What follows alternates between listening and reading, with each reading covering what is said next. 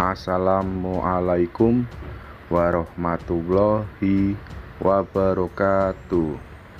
Salam sejahtera.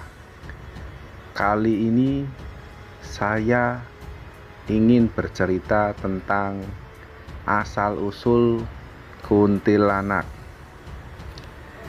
Cerita kuntilanak ini sendiri berkembang sekitar tahun 1600-an, yang dimana sosok kuntilanak atau Puntianak ini memang berasal dari kota Pontianak, Kalimantan Barat. Kota Pontianak mendapat namanya karena konon Abdurrahman Al-Qadri, pendiri Kesultanan Pontianak, diganggu hantu tersebut ketika akan menentukan tempat pendirian istana. Kuntilanak atau sering disingkat Kunti adalah hantu yang dipercaya berasal dari perempuan hamil yang meninggal dunia atau wanita yang meninggal karena melahirkan dan anak tersebut belum lahir. Nama Puntianak merupakan singkatan dari perempuan mati beranak. Mitos ini dikabarkan mirip dengan mitos hantu langsir yang dikenal di Asia Tenggara, terutama di Nusantara.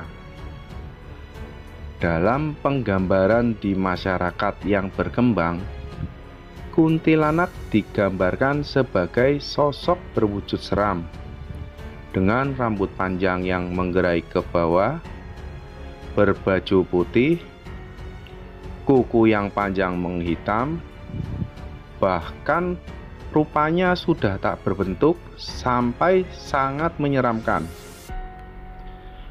Kebanyakan film horor yang menggambarkan sosok ini memang memunculkan visualisasi seperti itu.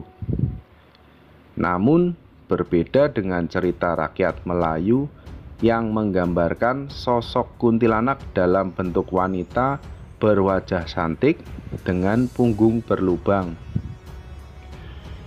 Kuntilanak juga digambarkan senang meneror atau mengganggu penduduk kampung untuk menuntut balas dendam, sehingga kesan untuk makhluk tak kasat mata ini begitu seram. Tak heran setiap orang yang melihatnya sampai histeris ketakutan.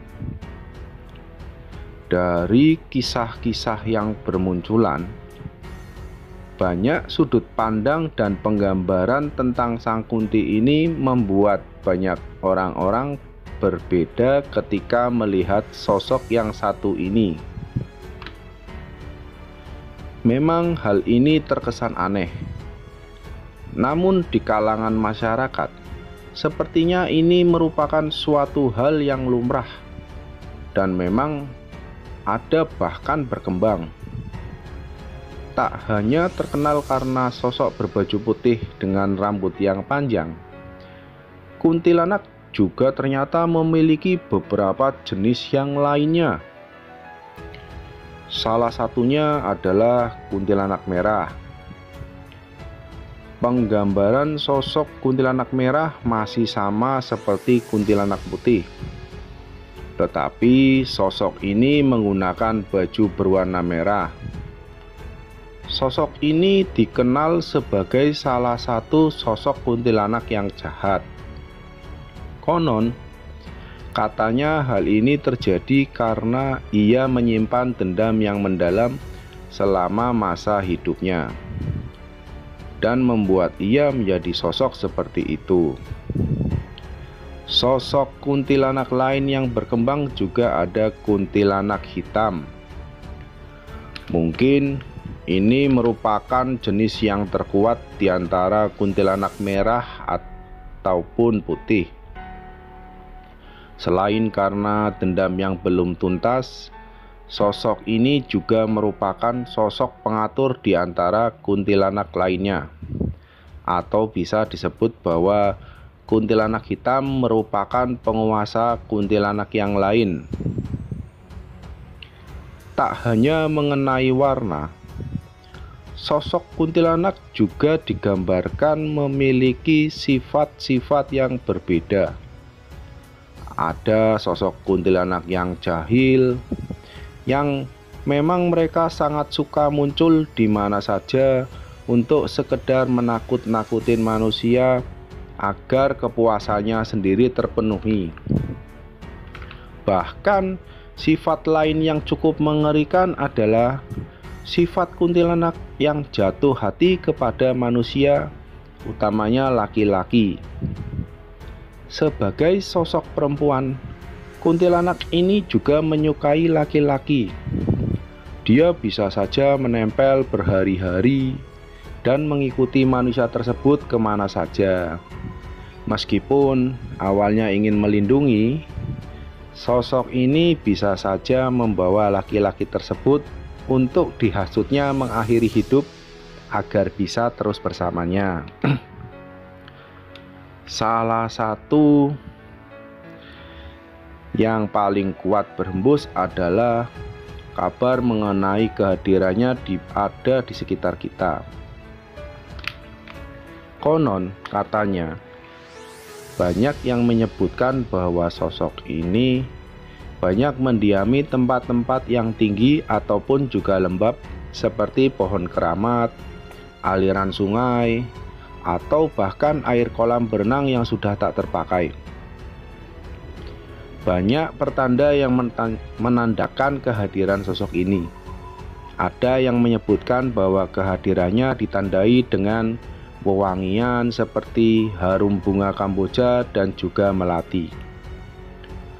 Namun tak jarang ada yang menyebutkan bahwa bau kuntilanak cukup busuk, karena memang sosok ini memiliki banyak luka di sekujur tubuhnya yang menghasilkan darah yang membusuk juga.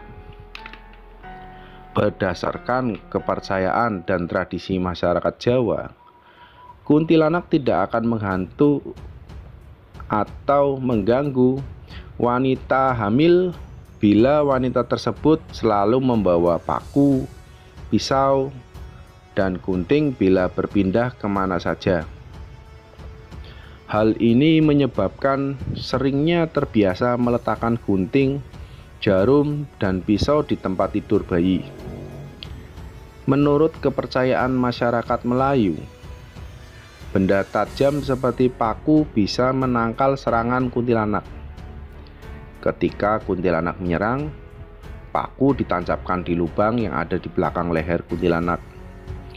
Sementara dalam kepercayaan masyarakat Indonesia lainnya, lokasi untuk menancapkan paku bisa bergeser di bagian atas ubun-ubun kuntilanak.